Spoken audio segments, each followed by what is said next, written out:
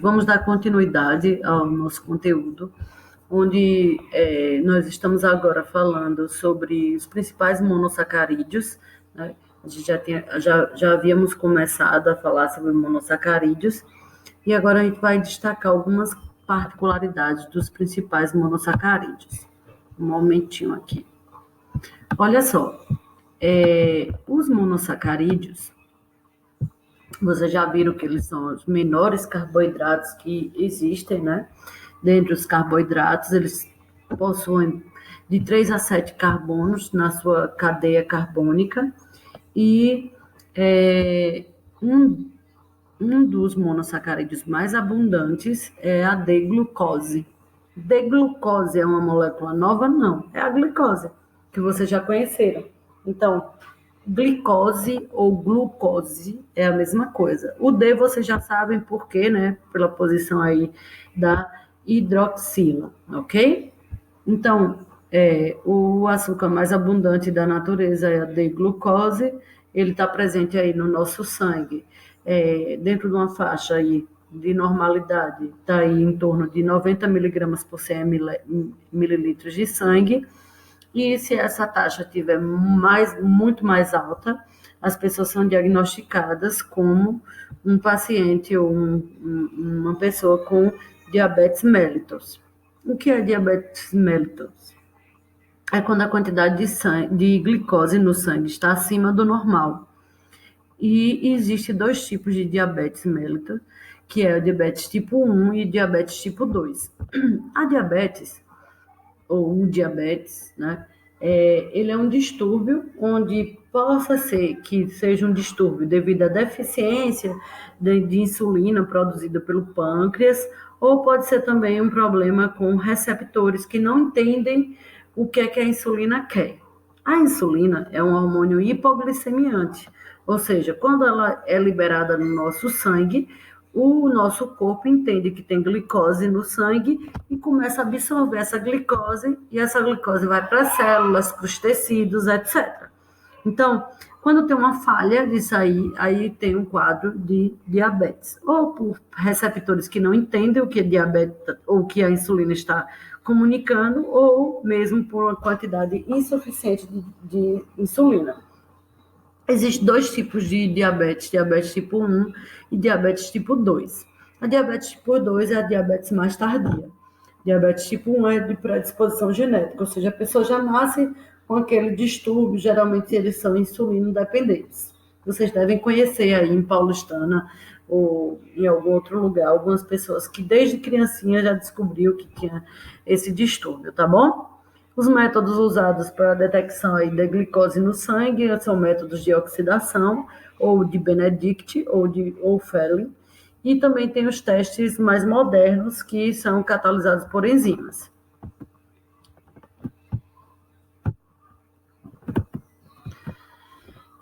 Outro monossacarídeo muito importante é a D-galactose, que ele é encontrado nas glândulas mamárias, né, de todos os mamíferos, e ele é um açúcar que a gente diz que está presente no leite, constituindo o disacarídeo do leite, que é a lactose. Todo mundo aí deve ter ouvido já falar em lactose, mas não ouve falar em galactose. Galactose é um dos componentes da lactose, certo? Então, todas as glândulas mamárias dos mamíferos têm aí a galactose como seu componente. Aqui está ele, tá vendo? Ela é uma hexose também, é uma aldose, um aldeído, você vê isso por causa do anel, tipo de anel com 6 faces, é o anel pirano, né? O anel da frutose, quando ele cicliza, é o anel furano. A frutose, que eu havia falado agora, né, citado o nome dela, é o açúcar, como o próprio nome já diz, o açúcar das frutas, é o açúcar mais hidrossolúvel que existe, né, dentre todos os açúcares, e também ele é o mais doce, tá bom? Aqui está a fórmula de Fischer da glicose. Vocês sabem que a glicose ela não é uma aldose, ela é uma cetose.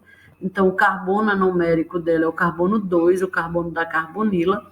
Quando faz a ciclização, ocorre aqui a formação de um anel com 5 faces, que vocês já sabem que é o anel furano.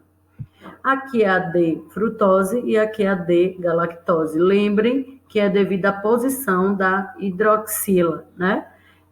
A posição da hidroxila do lado direito, do lado esquerdo, L, do lado direito, D. Tá bom? Então, essa daqui, ó, essa daqui é a L, porque a hidroxila na molécula está no lado esquerdo e aqui na molécula está do lado direito. Aqui é uma difrutose, ó, olha só, hidroxila aqui do lado direito aí da molécula. Gente, e aqui mostrando a vocês, ó, o carbono numérico aqui é o carbono 1, que é o que sofre aí a ciclização, e o anel é furano. Quando eu traço aqui um plano aqui no anel, ó, e a hidroxila está para baixo, a gente tem o beta, né? Quando a hidroxila está para cima, a gente tem aí alfa. Disacarídeos. Quando dois monossacarídeos se unem por ligação peptídica, ou glicosídica, perdão, por ligação glicosídica, a gente forma aí os disacarídeos. Os disacarídeos, como o próprio nome já diz, ó, é formado por dois monossacarídeos que estão unidos covalentemente. E essa ligação glicosídica, ela se dá, ó, entre a quebra dessa ligação aqui, ó, da hidroxila, aqui do M-acetal, e dessa hidrogênio aqui do grupamento álcool. E aí, o que é que vai acontecer? A hidroxila e o hidrogênio se unem e formam a água, tá vendo? E a ligação glicosídica se dá, que é uma reação de condensação por desidratação, tá bom? Então, aqui, por exemplo, ó, duas glicoses se ligando, em uma ligação alfa 1,4, a gente forma o disacarídeo maltose, tá bom? Então, aqui, ó, alfa 1,4. E lembra, ó, o anel aqui, quando cicliza a glicose, o anel é pirano, porque tem 6 faces o anel da ciclização. A maltose é um disacarídeo que ele ocorre em abundância apenas nos grãos em germinação. Geralmente eu não tenho esse disacarídeo em abundância em outras moléculas, em outras estruturas. A maltose é um açúcar redutor, certo? Também. O carbono numérico, eu já disse a vocês, é o carbono sempre da carbonila, é ele que vai receber aqui o ataque para fazer o processo de ciclização. Vocês também já sabem que monossacarídeos, assim, com cadeia acima de 5 carbonos, eles ciclizam para que a molécula ela fique mais estável em meio aquoso. E eu tenho aqui, ó, olha só, a celobiose, que ela é igual a maltose, só que o que é que acontece? Qual é a diferença da maltose para a celobiose? A maltose, a ligação ela é alfa 1,4. Já a celobiose, ela é alfa, ou ela é beta 1,4. Ou seja, a posição da hidroxila, ela está para cima, então forma essa estrutura aí espacial diferente. Então, a única coisa que muda da maltose para a celobiose é que a maltose é alfa 1,4 e a celobiose é beta 1,4. A lactose é o açúcar, o disacarídeo presente no leite humano e em outros mamíferos, né? Ele é um açúcar redutor. E aqui está a sua formação, como é que acontece. Olha só, a lactose, ela é formada de galactose mais glicose, e quando elas se ligam por ligação glicosídica, quando no nosso organismo, se a gente tiver a enzima lactase, a gente degrada aí em galactose e glicose. Se a gente tiver pouca lactase, né, sendo produzida, aí a gente tá com um quadro aí de intolerância à lactose. Gente, outra coisa, a depender do leite, vai variar a quantidade de lactose. Então, a porcentagem de lactose não é igual em todos os leites. Então, o leite humano tem cerca de 2 vezes mais lactose do que o leite da vaca. A sacarose, ela é formada por glicose mais frutose, que é o açúcar mais doce, né? E ela, comercialmente, no Brasil, ela é comercializada, ela é feita a partir da cana-de-açúcar, nos Estados Unidos é feita a partir da beterraba, e é um açúcar muito abundante, encontrado muito em plantas fotossintetizadoras, né, que são todas as plantas.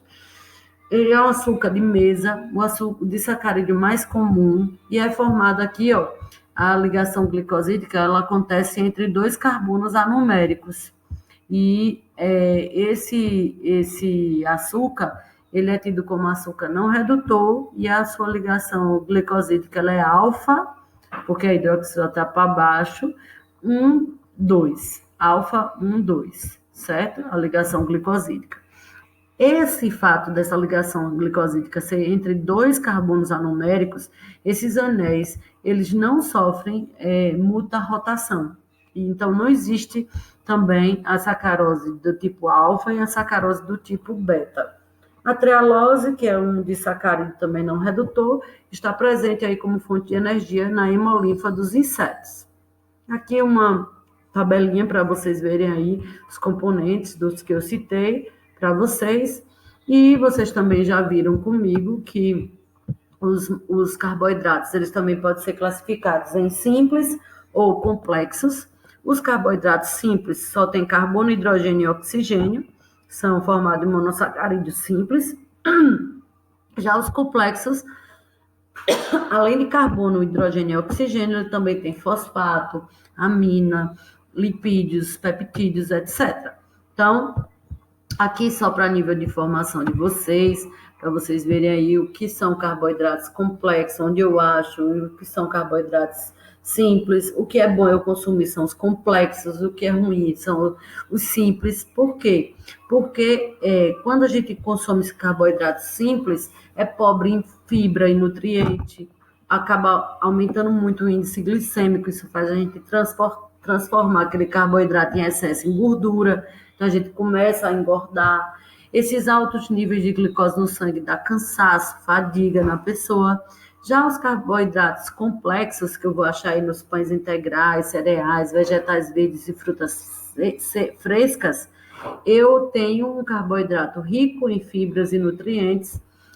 Quando eu vou absorver as glicoses provenientes desses carboidratos, eu tenho um baixo índice glicêmico no meu sangue e eu não converto em gordura. Além disso, eu me sinto saciada por mais tempo, além de estimular o meu metabolismo. As fibras, elas exercem diversas funções biológicas, né? As fibras podem ser solúveis, como a da aveia, da fruta, constituída principalmente de pectina. Ela vai fazer com que a gente absorva lentamente a glicose proveniente da digestão de carboidratos. Já as fibras insolúveis, que é aí a celulose que está presente nas cascas das frutas, nos cereais, eles vão aumentar o bolo fecal, além disso, umidificar o bolo fecal, ou seja, fazer com que o bolo fecal esteja mais molhado, né, umidificado, e aí facilita o trânsito intestinal.